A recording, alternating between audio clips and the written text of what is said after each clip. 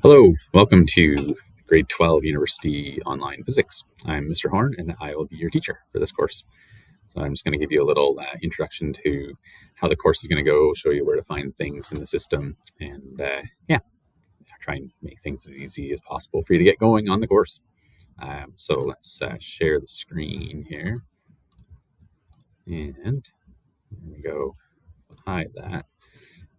Here we go. So this is for out-of-board students to access the system. I can't really say what website to go to, URL to go to, because it changes from board to board. And so the instructions are log into your board's e-learning site. If you don't know what that is or how to do that, talk to your guidance counselor or e-learning contact for your board. Okay. Step 2, go to the My Courses and Other Boards Organizations section of the page, which I'll point out a little bit as well later on. The rest of the information here would be the same for any students in any school board. Okay, so this is the one for Upper Canada. So I could specify that we're talking about this website, the ucdsb.elearningontario.ca, and that gets you to the Upper Canada's e-learning site. And once you're there, of course, you log in. You're going to put in basically the same as logging into the computers at school, I'm sure. So your student number and your password and so on. It might even ask you to like authenticate or something like that. I don't know if you guys are doing that yet, but my system is doing that to me. So when you log in, I might as well switch to our version, except I'll just show you here, like My Courses and Other Orgs, organizations. Your course might be listed there if you're an out-of-board student. Otherwise, you might click on the waffle, as they call it, and you'll see a drop-down of courses there. Or you might even just have your courses listed, as you'll see on mine. So just play it by ear there and see how it looks. So watch for announcements as we go through things, and the orientation videos are there in a widget, they call it, on the screen. So that's your first task, is to go through the orientation videos and get to know how to do some of the things. And I have some videos as well, specifically for what we're going to be doing and how my course is going to be organized. So let's go to that next here. Let's go to the homepage for our course. Okay, so you're going to have the content tab here. And the content tab, in there, you're going to have all the course information. So the Meet the Teacher, the Office Lens, how to calculator help, course files. In here, you got the course outline and the uniform acceleration equation sheet that I'll be referring to in the lessons. A little help on Brightspace Pulse, so for the app for your phone, things like that. Okay, but the main one you're going to go to normally is just the lessons, of course. And so you're going to have lesson 1 and lesson 2 and lesson 3 and so on, just posted day by day as we go. So I have the first 3 already made and ready to go, and I'm just going to be putting things together as we go through the course, because I didn't say this part yet, but in your lessons here, let me just go to lesson 1. Each one's going to look like this. It's going to have the title and whatnot. You can tell it's lesson 1 because it's a 1 at the front. There will be a Dropbox that'll go directly to the folder that is literally just a 1, right? So let me just go back to, or go to assignments here for you. If you want to submit directly into Dropboxes, they're there. So number 1 is for lesson number 1. Number 2 is for lesson number 2. I just don't have a full name there. I don't need to.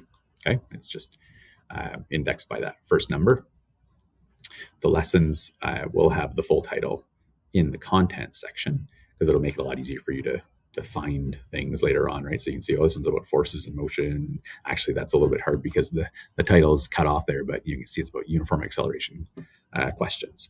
Okay, so how this course is likely different than what other online courses you've had is I'm going to be producing a classroom lesson for you that you would see if you're likely see something like this if you're in an in-person physics class. Okay, and it's me up with the board. You'll see the writing just like if you were in a class. Okay, so you don't have to search for YouTube videos. I'm giving you like the lesson that you'd have if you're in a traditional on or in-person class. So they're all going to be linked like this. You get the link itself or embedded into the lesson, however you watch it. It does bring you to my YouTube channel. Okay, so in my YouTube channel, there's going to be a playlist that's going to be filling up with all the lessons, right? So if you go into the grade 12 physics lesson or physics, so far here, I have the first two posted. I have to post the third one actually still. It's already made. I just got to post it up.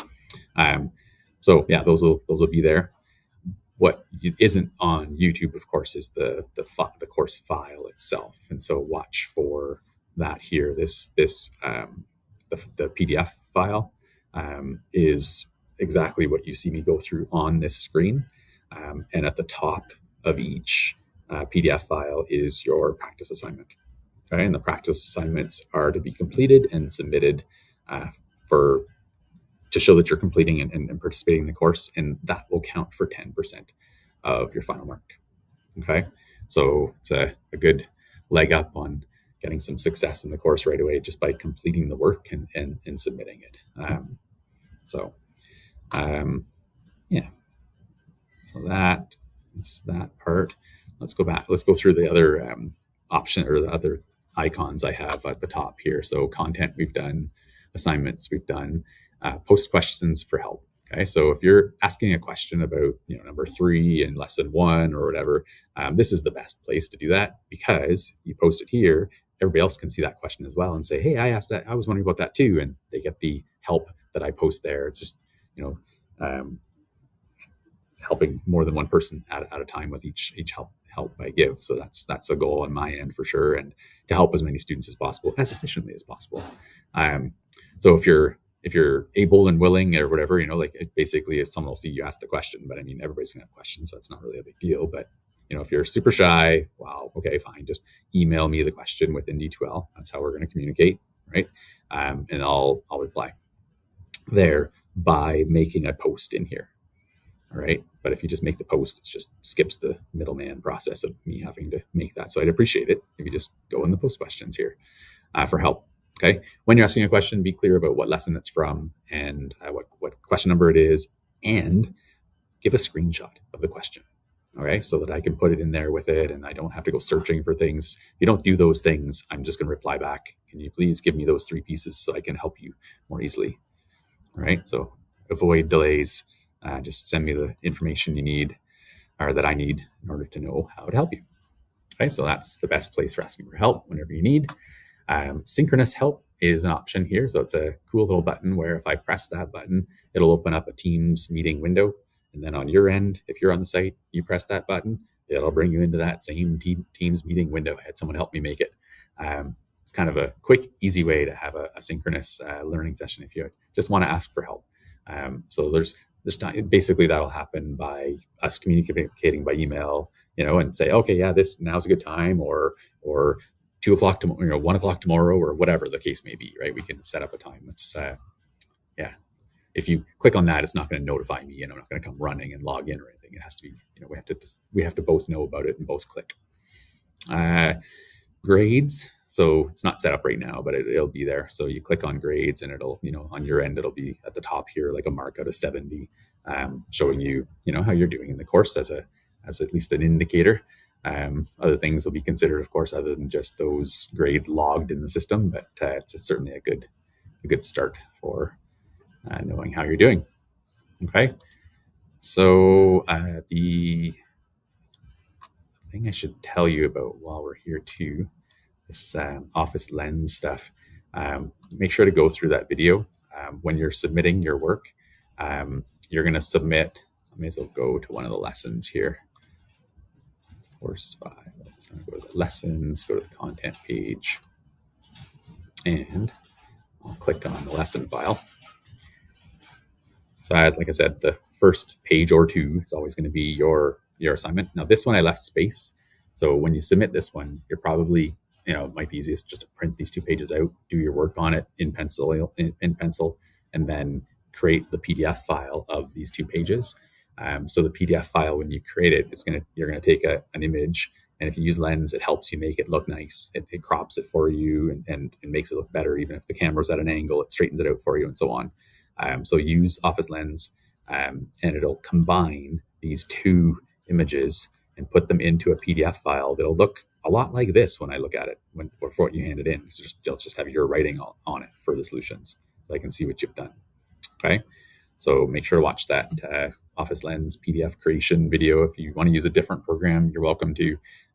But Office Lens is pretty nice. They have a PDF creator system, even just within Outlook, like the email app on your phone.